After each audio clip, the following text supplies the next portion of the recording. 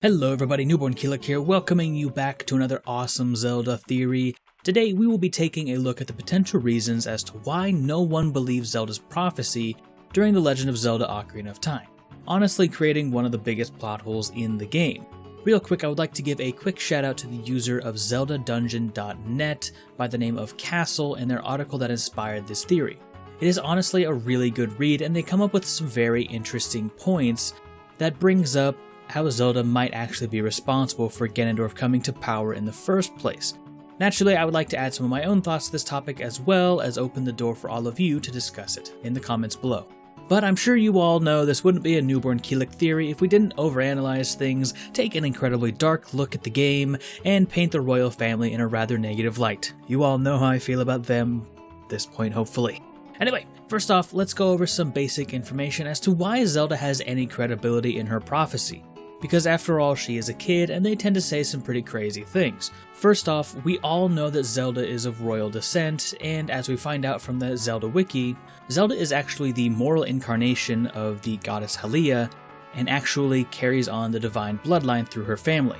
Later on in the same article, it states that Zelda has the essence of Nehru, giving her divine wisdom, and this is shown as she is the carrier of the Triforce of Wisdom, so basically this means that she would have wisdom far beyond her years. On top of all of this, Hylians actually share the common characteristics of their elven-like ears.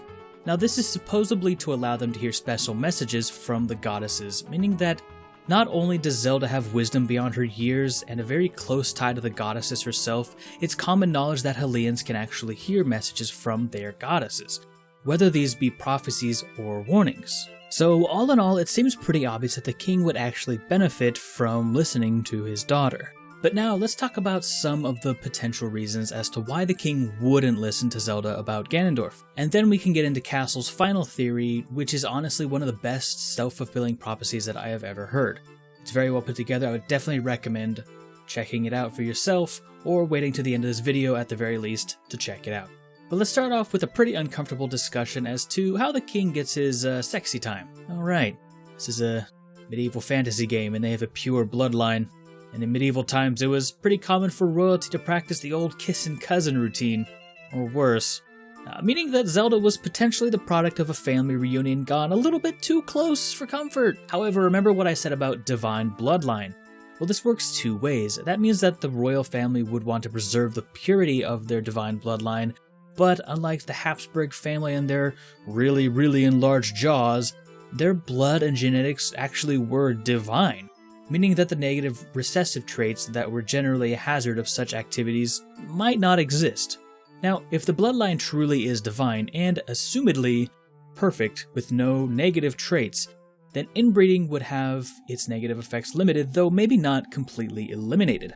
After years of inbreeding, a family will still suffer from a severely limited gene pool, so this could mean that, put it very bluntly, other than the wisdom granted by her connection to the goddesses, Zelda might have a less than stellar IQ, leading the king to doubt her rational thought. Compound this with the fact that Zelda is just a child, and you start to see the reason why the king would doubt his daughter.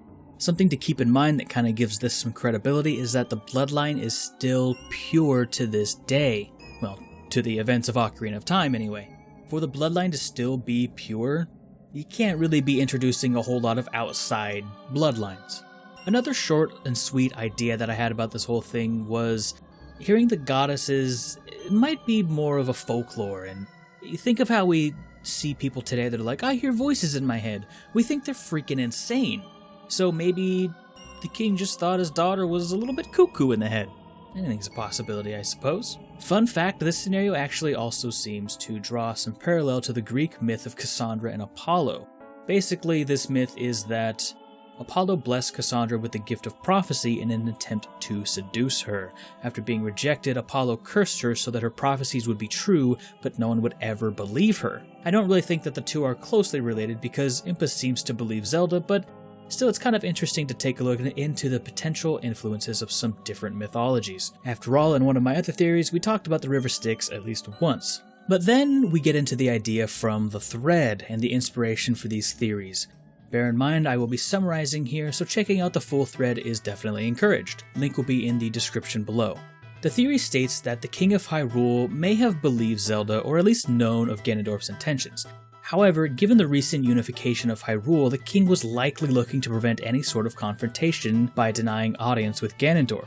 The theory states that the king may have had some kind of safeguard against Ganondorf's attacks. However, the fact that Link collected all of the spiritual stones and removed the Master Sword, opening up a sacred realm, would have allowed Ganondorf to easily bypass all of these safeguards, effectively ruining all of the carefully laid plans that the king may have had in order. I mean, have you ever heard the phrase, a self-fulfilling prophecy? This theory by Castle really seems to showcase this idea, and how even the most well-laid plans can be ruined by outside interference. But anyway, that wraps it up for today. Thank you so much for watching all the way to the end. Again, I would like to encourage you to check out the original post, link will be in the description, but also like to nudge you towards my Super Mario 64 Ocarina of Time series. We're having a great time playing it, and it's honestly one of the craziest crossovers. It's everything from our childhood that we love, all mixed into one, and it's amazing. You would love it, I promise. Real quick, I'd like to give a shout out to my patrons, George C., Mark C., Emai, Milanus, Jennifer C., and Ryan E. Thank you so much for supporting me on Patreon. I greatly appreciate it. And if you would like to join them in supporting me make theories for all of you, a link will be in the description below, or hopefully on screen sometime soon. Anyway, let me know what you think of this theory down below, or if you have any questions, comments, concerns, etc. I'd love to hear from you.